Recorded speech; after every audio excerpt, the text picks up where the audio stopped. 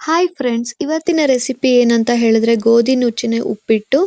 ಈ ರೆಸಿಪಿಗೆ ಉಪ್ಪಿಟ್ಟು ಅಂತ ಹೇಳಿ ಹೇಗ್ ನೇಮ್ ಬಂತಂತ ಹೇಳಿದ್ರೆ ಮೂಲತಃ ಇದು ತಮಿಳ್ ವರ್ಡು ಉಪ್ಮಾವು ಅಂತ ಹೇಳ್ಬಿಟ್ಟು, ಮಾವು ಅಂತ ಹೇಳಿದ್ರೆ ಹಿಟ್ಟು. ಸೊ ಕನ್ನಡದಲ್ಲಿ ನಾವು ಉಪ್ಪಿಟ್ಟು ಅಂತ ಹೇಳಿ ಕರಿತೀವಿ. ಹೇಗ್ ಮಾಡೋದು ಅಂತ ನೋಡೋದಾದ್ರೆ ಫಸ್ಟ್ 1 ಕಪ್ ನಾನು ಗೋಧಿ ನುಚ್ಚನ್ನ ತಗೊಂಡ್ಬಿಟ್ಟು ಚೆನ್ನಾಗಿ ಫ್ರೈ ಮಾಡ್ಕೊತಾ ಇದ್ದೀನಿ, ಅಂದ್ರೆ ಹುರಿತಾ ಇದ್ದೀನಿ. ಅದಾದ್ಮೇಲೆ ಒಂದು ಪಾತ್ರೆಗೆ 2 ಟೇಬಲ್ ಸ್ಪೂನು ಎಣ್ಣೆ ಹಾಕಿದ್ದೀನಿ. ಎಣ್ಣೆ ಕಾದ ನಂತರ ಒಂದು ಸ್ವಲ್ಪ ಸಾಸಿವೆ, 1/4 ಸ್ಪೂನ್ ಸಾಸಿವೆ ಹಾಕ್ಬಿಟ್ಟು ಅದು ಸಿಡಿದ ನಂತರ ಒಂದು ಅರ್ಧ ಸ್ಪೂನು ಕಡಲೆಬೇಳೆ ಹಾಕ್ತಾ ಇದ್ದೀನಿ.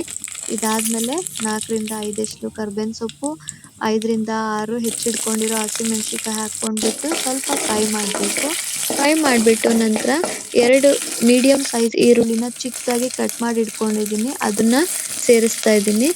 ಅದಾದ್ಮೇಲೆ ಮತ್ತೆ ಫ್ರೈ ಮಾಡಬೇಕು. ಈರುಳ್ಳಿ ಸ್ವಲ್ಪ ಗೋಲ್ಡನ್ ಬ್ರೌನ್ ಕಲರ್ ಬರೋ ತನಕನೂ ಫ್ರೈ ಮಾಡಬೇಕು ಚೆನ್ನಾಗಿ.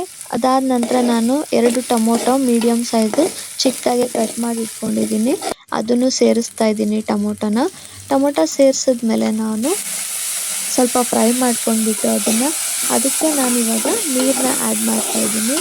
ಹೇಗೆ ಅಳತೆ ಅಂತ ಹೇಳಿದ್ರೆ 1 ಕಪ್ ಗೋಧಿ ನುಚ್ಚಿಗೆ ನಾವು 4 ರಿಂದ 5 ಕಪ್ಪು ನೀರನ್ನ ಹಾಕಬೇಕಾಗತ್ತೆ. ಯಾಕಂತ ಹೇಳಿದ್ರೆ ಗೋಧಿ ನುಚ್ಚಿಗೆ ಉಪ್ಪಿಟ್ಟಿಗೆ ತುಂಬ ನೀರು ಬೇಕಾಗುತ್ತೆ, ಸ್ವಲ್ಪ ಜಾಸ್ತಿನೇ.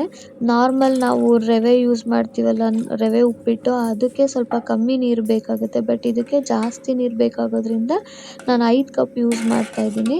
ಇದಾದಮೇಲೆ ನೀರು ಹಾಕಿಬಿಟ್ಟು ಚೆನ್ನಾಗೆ ಮಿಕ್ಸ್ ಮಾಡಿಬಿಟ್ಟು ಕುದಿಯೋಕೆ ಬಿಡಬೇಕು. ಅದಾದಮೇಲೆ 1 ರಿಂದ 2 ಸ್ಪೂನು ಕಲ್ಲುಪ್ಪನ್ನ ಆ್ಯಡ್ ಮಾಡ್ತಾ ಇದ್ದೀನಿ. ನೀವು ಬೇಕಿದ್ರೆ ಪುಡಿ ಉಪ್ಪು ಆ್ಯಡ್ ಮಾಡ್ಬೋದು, ಬಟ್ ಕಲ್ಲುಪ್ಪು ರುಚಿ ಜಾಸ್ತಿ ಇರುತ್ತೆ, ಚೆನ್ನಾಗಿರುತ್ತೆ ಅಂತ ಹೇಳ್ಬಿಟ್ಟು ನಾನು ಕಲ್ಲುಪ್ಪು ಆ್ಯಡ್ ಮಾಡ್ತಾ ಇದ್ದೀನಿ. ಅದಾದ ನಂತರ ಈ ನೀರನ್ನ ಚೆನ್ನಾಗಿ ಕುದಿಯೋಕೆ ಬಿಡಬೇಕು. ನೀರು ಕುದೀತಾ ಇರಬೇಕಾದ್ರೆ ಬಿಸಿ ಬಿಸಿ ನೀರು ಚೆನ್ನಾಗಿ ಕುದೀತಾ ಇದೆ ಅನ್ನಂಗೆ ನಾನು ಗೋಧಿ ರವೆನ ಆ್ಯಡ್ ಮಾಡ್ತಿದ್ದೀನಿ, ಗೋಧಿ ನುಚ್ಚನ್ನ. ಅದಾದಮೇಲೆ ಚೆನ್ನಾಗಿ ಮಿಕ್ಸ್ ಮಾಡಿಬಿಟ್ಟು ಸ್ವಲ್ಪ ಹೊತ್ತು, 1/4 ಗಂಟೆ ಅದನ್ನು ಕ್ಲೋಸ್ ಮಾಡಿ ಇಟ್ಟರೆ ಒಳ್ಳೆ ರುಚಿಕರವಾದ ಗೋಧಿ ನುಚ್ಚಿನ ಉಪ್ಪಿಟ್ಟು ರೆಡಿ ಆಗುತ್ತೆ. ತುಂಬ ಚೆನ್ನಾಗಿರುತ್ತೆ. ಇದಕ್ಕೆ ಸ್ವಲ್ಪ ತುಪ್ಪ ಹಾಕ್ಕೊಂಡು ಬಿಸಿ ಬಿಸಿ ತಿಂತಾ ಇದ್ರೆ ಮಸ್ತ್ ಇರುತ್ತೆ. ನೀವು ಬೇಕಿದ್ರೆ ಟ್ರೈ ಮಾಡ್ಬೋದು ಈ ರೆಸಿಪಿನ. ಮತ್ತು ಇದು ರೆಸಿಪಿ ನಿಮಗೆ ಇಷ್ಟ ಆದಲ್ಲಿ ಕಮೆಂಟ್ ಮಾಡಿ, ಮತ್ತು ನಿಮ್ಮ ಫ್ರೆಂಡ್ಸಿಗೆ ಶೇರ್ ಮಾಡಿ, ನನ್ನ ಚಾನಲ್ನ ಸಬ್ಸ್ಕ್ರೈಬ್ ಮಾಡ್ಕೊಳ್ಳಿ. Thank you.